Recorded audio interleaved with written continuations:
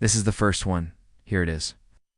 Mercedes-Benz stands as one of the oldest and most prestigious automobile manufacturers globally, valued at about $80 billion. Despite being among the world's most coveted and costly vehicles now, it's easy to overlook their modest origins. Everything began with a poor engineer who encountered numerous obstacles and failures while trying to create the first horseless carriage. Despite these setbacks, he defied skeptics and grew his tiny project into the world's first and largest production car, manufactured by the late 1800s. Yet the inspiring tale took a dark turn when the brand earned profits from producing military vehicles for the Nazis, employing forced laborers. So get comfortable, because today's story is about the wild history of Mercedes-Benz and the visionary who invented the automobile, Carl Benz. Carl Benz was born in November 1844 in the German town of Mühlberg, raised in a lower-class family. His father worked as a train driver who barely supported the family. When Carl was only 2, his father died, leaving Carl and his mother in financial hardship. Benz's childhood was tough, but though they lived in poverty and he often went hungry, his mother prioritized Carl's education. Thanks to her, he attended school and displayed brilliance early, especially in chemistry and mechanics. By age, Carl aimed to follow his father's path and passed the entrance exam for mechanical engineering at Karlsruhe University, where he met a mentor, Ferdinand Rettenbacher. Rettenbacher was considered the leading figure who shifted mechanical engineering from a workshop skill to an exact science in Germany, believing steam engines, then used mainly for trains and boats, were becoming obsolete. Under his guidance, Benz's interest in horseless carriages flourished. A regular cyclist, he started experimenting with his bike, searching for ways to motorize it. By that period, several engineers tried to invent automobiles. Although some succeeded in building self-moving vehicles, these early models weren't truly practical. Carl noticed most of those vehicles used steam engines and, guided by Rettenbacher, recognized the need for an entirely new concept. Many ridiculed his ideas, but Carl always believed in them. He just needed time to prove it. After graduating from Karlsruhe at 19, Benz worked for 7 years in various engineering and construction jobs. Struggling to fit in, he used his experiences to launch his own business. In 1871, age 27, Carl partnered with mechanic August Ritter to open an iron foundry and mechanical workshop in Mannheim. Benz continued developing a motorized carriage on the side, so having a business partner was crucial. Fortunately, Ritter proved unreliable, and after their tools were seized by authorities, their business suffered in its first year. Fortunately, around then, Carl met Bertha Ringer, who would become his wife. Coming from a well-off background, Bertha was strong-willed and disliked seeing Carl's hard work wasted by his partner. She used her dowry to buy Ritter's share, giving her and Carl full control. Together, Carl and Bertha got the business back on track and kept it afloat for the next decade despite hardships.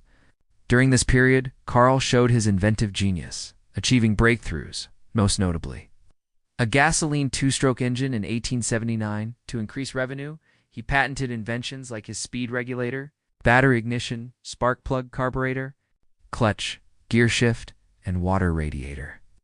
These not only brought him closer to creating his horseless carriage but also expanded his product line.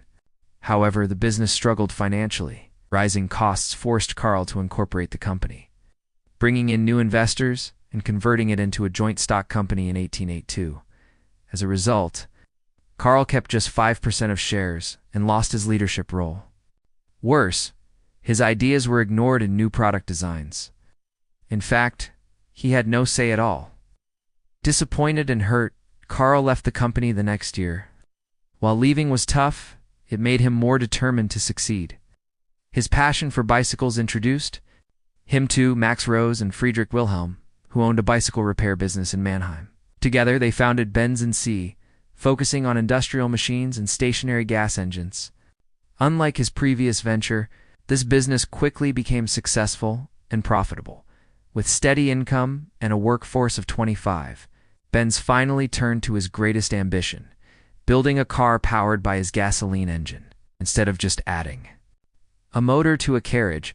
Carl designed the vehicle around the engine, using bicycle technology to create what many call the first true automobile in 1885, the Benz patent motor wagon.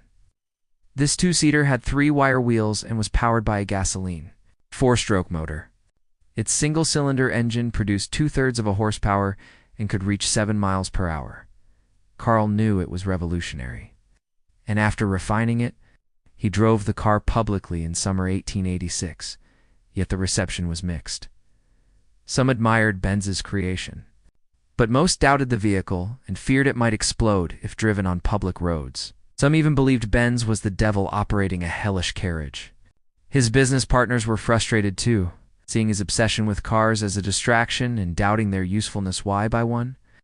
They were slower than horses, prone to breakdowns, and could run out of fuel. Despite this, Carl was convinced. His horseless carriage was the future and began selling cars in 1888, becoming the first person to do so. His biggest supporter was his wife, who often joined him in the workshop and gave suggestions. Despite improvements in support, people remained skeptical.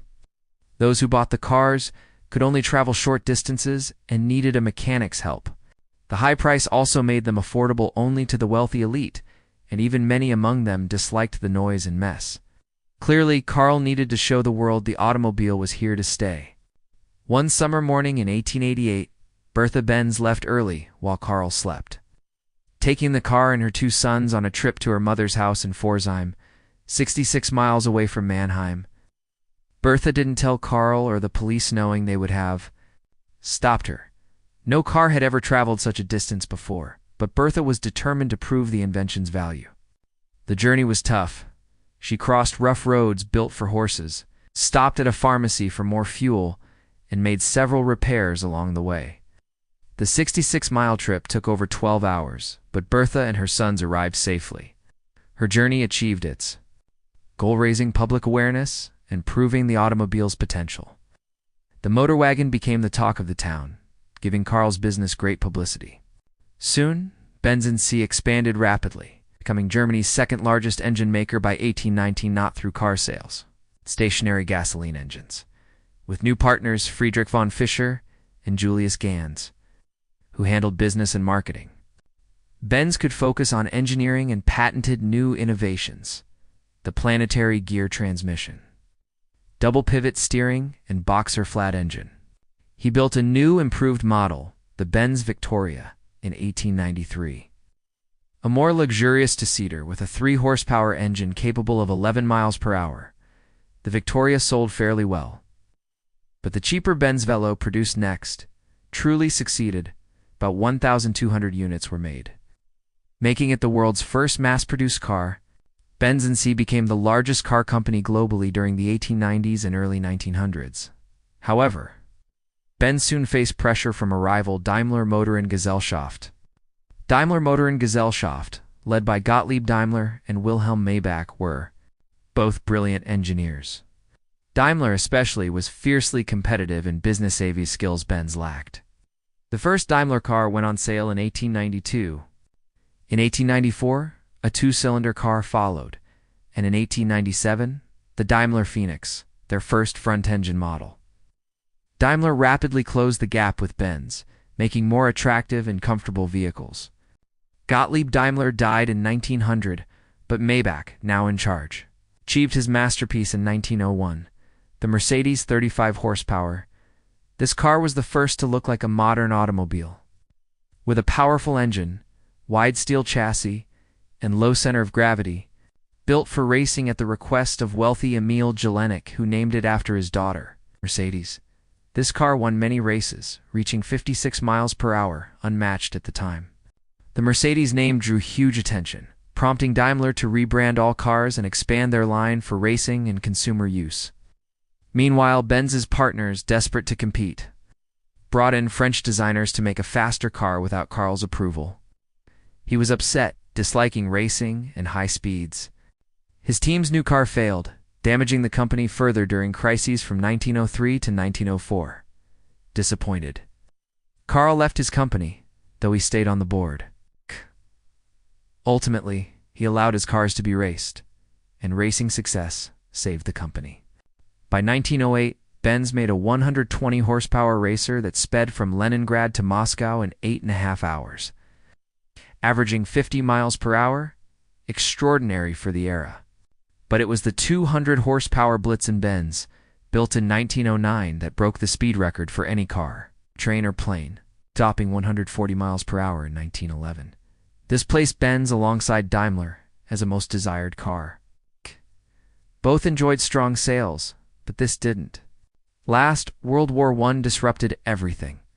After Germany's defeat, the country's economy crashed, and both Daimler and Benz struggled. To survive, they ended their rivalry and signed a 1924 agreement to combine production and marketing, keeping separate names to cut costs. This lasted only 2 years. Worsening conditions forced a full merger in 1926, creating Daimler-Benz. The new company rebranded vehicles as Mercedes-Benz and launched impressive new models in the late 1920s, including the Type 630 and S. In SSK, one of their top engineers was Ferdinand Porsche, who would later become a legendary name in the automotive world. Carl Benz stayed on the Daimler-Benz board, witnessing the company's triumphs and the auto industry's progress. Carl died in April 1929, just years after the merger, at age 84. After his passing, the company grew larger and stronger, achieving great success, especially under the unexpected leadership of Adolf Hitler. When Hitler took power in 1933, he tried to showcase German engineering and technology internationally, raising his political standing. He gave Daimler-Benz subsidies to race in Grand Prix events. No other automaker invested so much in fast car development, and this showed on the racetrack from 1934 to 1939. Mercedes dominated at up to 200 miles per hour with the W25 and W125. But they faced new rivals like Auto Union, another German firm, also successful in this period. These victories put Germany, and especially Mercedes-Benz, at the forefront of motorsports. Mercedes became Hitler's favorite brand. He was often seen in the Mercedes-Benz 770, a large luxury car used by Nazi and Axis officials. Yet when World War II broke out in 1939, Daimler-Benz faced real danger. With civilian car demand low, they produced military vehicles, submarines, tanks, and aircraft engines for the Nazis. Their main business was military trucks carrying 3 to 6.5 tons. By 1942, they stopped civilian car production, devoting all resources to the war, needing more workers as men fought at the front. Daimler-Benz hired women, but this wasn't enough. So they used forced labor. Prisoners of war, kidnapped civilians, and concentration camp inmates were housed near the plants and forced to work under harsh, prison-like conditions, especially those from Eastern Europe. Camp inmates overseen by the SS lived in inhumane conditions. Many died from starvation, abuse, or torture. By 1944, nearly half of Daimler-Benz's 63,000 workers were forced laborers. After the war, the Potsdam Agreement stripped all German assets abroad to pay reparations. Daimler-Benz lost all overseas subsidiaries and affiliates and was reduced to their domestic factories. They had to rebuild from scratch. Daimler-Benz restructured and removed Nazi leaders from management, enabling them to get a production permit from U.S. authorities in 1946. Despite bomb damage to factories, Mercedes-Benz owned its plants, unlike many rivals who lost theirs to Soviet occupation. The company focused on ambulances, police vehicles, and vans based on the 170 volts model, and used one plant to repair U.S. military vehicles. By 1947, they produced 1,045 passenger cars. Even in these difficult times, Daimler-Benz returned to profitability just a year later. By the 1950s, Mercedes-Benz regained much of its former influence, thriving in motorsports and boosting worldwide sales. By 1954, the company had already earned over $1 billion profit. Over the years, Mercedes has completely transformed its reputation and is now one of the world's most valuable car brands.